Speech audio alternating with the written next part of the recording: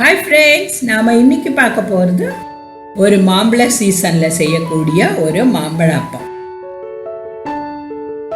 நீங்கள் மாம்பழம் வச்சு நிறைய ரெசிபிஸ் செஞ்சுருக்கீங்க, பட் இந்த அப்பம் நீங்கள் டெஃபினட்டாக செஞ்சு பார்க்கணும், ரொம்ப அருமையாக இருக்கும். ஸோ நம்ம இந்த மாம்பழ அப்பம் எப்படி செய்யறதுங்கிறத பார்க்கலாம். இது மேலே கொஞ்சம் கிறிஸ்பியாக இருக்கும், உள்ள சாஃப்டாக ரொம்ப டேஸ்டியாக இருக்கும். வாங்க இப்போ இது எப்படி செய்யறதுங்கிறத பார்க்கலாம்.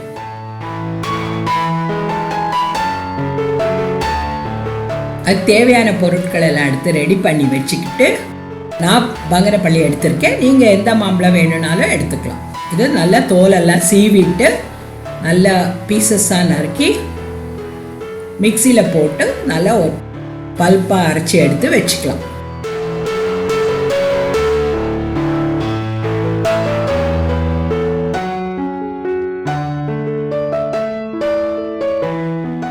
ஒரு கப் மேங்கோ பல்ப் எடுத்து வச்சிருக்கோம். இப்போ இதை வச்சு தான் நம்ம மாம்பழ அப்பம் செய்ய போகிறோம்.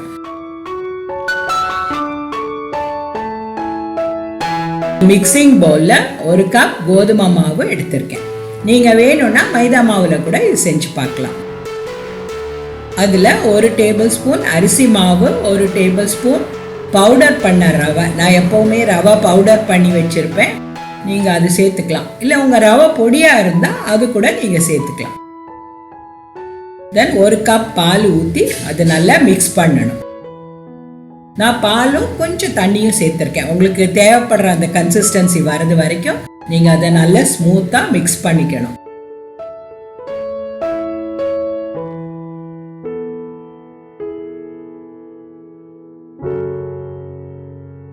அப்பா ஊத்துற அளவுக்கு ஃப்ளோயிங் கன்சிஸ்டன்சி வர்றது வரைக்கும் அது நல்லா மிக்ஸ் பண்ணிக்கலாம். வேணும்னா நீங்கள் பாலிலேயே சேர்த்து கூட செய்யலாம்.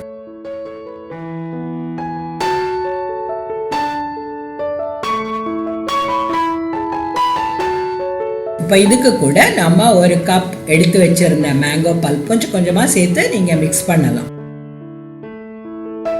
சரி, பார்க்கறதுக்கே பியூட்டிஃபுல்லாக ஒரு கலர். ரொம்ப கட்டியாகவும் இருக்கக்கூடாது, ரொம்ப தண்ணியாகவும் இருக்கக்கூடாது. நமக்கு அந்த அப்பம் ஊத்துற அளவுக்கு இருக்கணும்.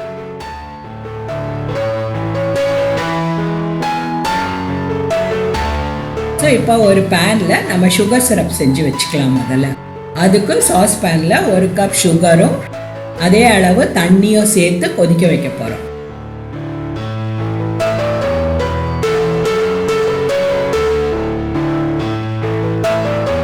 ஒரு 5 to 6 minutes ஆகும்.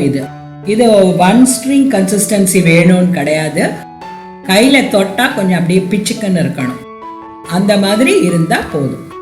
அதுக்குள்ளே நம்ம கொஞ்சம் ஏலக்காயை பொடி பண்ணிக்கலாம். ஸோ அது பொடி பண்ண ஏலக்காயை எடுத்து வச்சுட்டு நம்ம இப்போ சுகர் சிரப்பு நல்லா கொதிச்சிச்சு அதில் சேர்த்துக்கலாம். ஸோ தொட்டு பார்த்தா அது அப்படியே ஒரு மாதிரி பிச்சுக்குன்னு இருக்கும். ஸோ அந்த மாதிரி வந்ததும் நம்ம அடுப்பை ஆஃப் பண்ணிவிட்டு இறக்கி வச்சிடலாம்.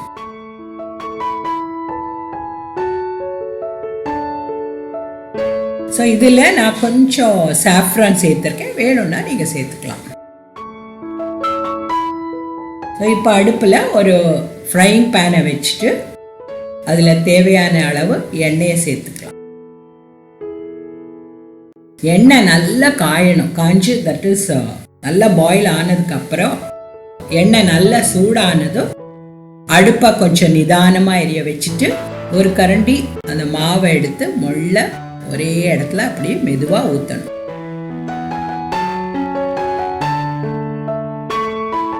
அதுக்கப்புறம் அடுப்பை நீங்கள் நிதானமாக எரிய வச்சு அந்த அப்பத்தை வேக வைக்கலாம். கொஞ்சம் எண்ணெய் அது மேலே அப்படியே ஊற்றும் போது அது கொஞ்சம் பட்டு அது வேகும்.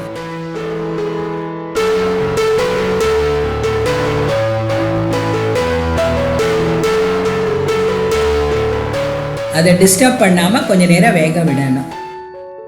உடனே திருப்பி போடாமல் அதை முள்ள வெந்ததுக்கு அப்புறமா திருப்பி போட்டு 2 பக்கமும் நல்லா வெந்ததுக்கு அப்புறம் அந்த எண்ணெயோட சுறுசுறுப்பும் அடங்கிடும். அதுக்கப்புறம் அதை எடுத்துடலாம். சரி, நல்ல சோடா மாவோ எதுவோ சோடா உப்போ எதுவுமே போடாமல் ரொம்ப புசு புசுன்னு பார்க்கறதுக்கே ரொம்ப அருமையான ஒரு அப்பம். ஸோ இப்போ கோல்டன் ப்ரௌன் ஆனதும் நம்ம அதை எடுத்து எண்ணெயெல்லாம் நல்லா வடிகட்டிக்கணும். வடிகட்டிட்டு அந்த சீனி பாகில் போட்டு வைக்கணும்.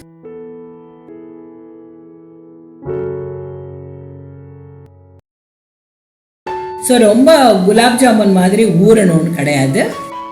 ஒரு 1 minute அதில் இருந்தால் போதும். அதுக்கப்புறம் அதையும் வடிகட்டிட்டு அந்த பாகில் இருந்து அந்த அப்பத்தையும் எடுத்து நம்ம ஒரு பிளேட்டில் எடுத்து வச்சிடலாம்.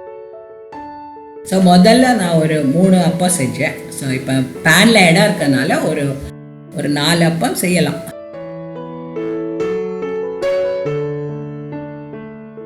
நீங்கள் சின்ன பேனாக இருந்ததுன்னா ஒரு 1 2 அப்படி கூட சுட்டு எடுக்கலாம். ஓவர் க்ரௌடாக நிறைய ஊற்றி பண்ணக்கூடாது. கொஞ்சம் நிதானமாக அதில் பேனில் பொரித்து எடுக்கணும். நல்லா 2 பக்கமும் திருப்பி நல்லா வேக விட்டுட்டு அந்த எண்ணெய் சுறுசுறுப்பு அடங்கினதும்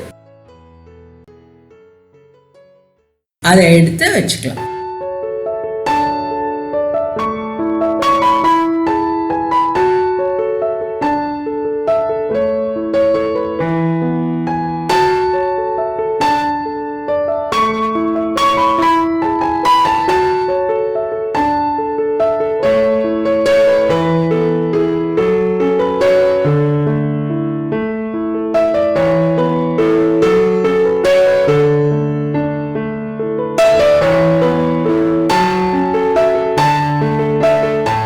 அது நல்லா அதில் ஊறினதோ அந்த இனிப்பெல்லாம் கொஞ்சம் மாம்பழத்தில் உள்ள இனிப்புக்கு கூட இந்த இனிப்பும் சேர்த்து கொஞ்சம் மைல்டாகவே இருக்கும்.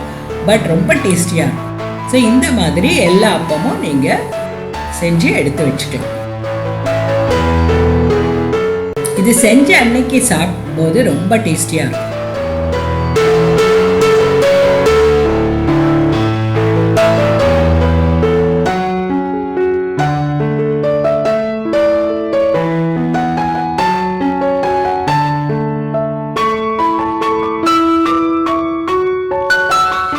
நீங்கள் இது செஞ்சு வச்ச அப்பத்துக்கு மேலே நீங்கள் நட்ஸ் எல்லாம் தூவி பரமாறி.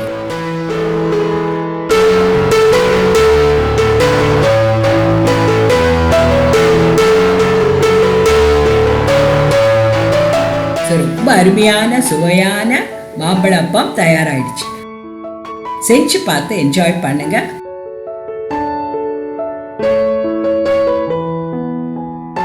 இந்த சூப்பர் சாஃப்ட் அப்பத்தை செஞ்சு பார்த்து என்ஜாய் பண்ணுங்கள். கமலூஸ் கிச்சனுக்கு சப்ஸ்கிரைப் பண்ணுங்கள் அண்ட் செஞ்சுட்டு உங்கள் கமெண்ட்ஸே எனக்கு எழுதுங்க. தேங்க்யூ.